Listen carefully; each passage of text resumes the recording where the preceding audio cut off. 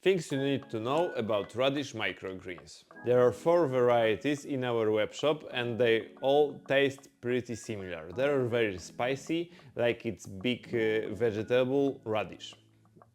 Here we have Radish Red Rambo with beautiful purple leaves and pink stem. Chefs love it for its beautiful color and heart-shaped leaves. Next variety is Radish Pink.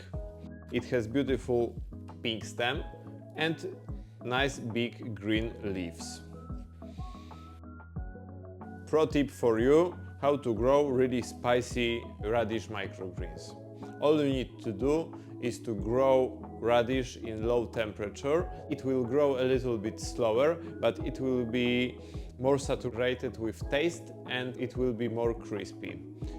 Try to grow it using our seeds in your farm. Radish is very easy to grow. It needs only 2 to 3 days of germination in the blackout stage. After that you put it under the light for 4-5 days and you get these beautiful radish microgreens. It's easy for beginners and I'm pretty sure your clients will be satisfied with its taste and color. Grow with us, mpseeds.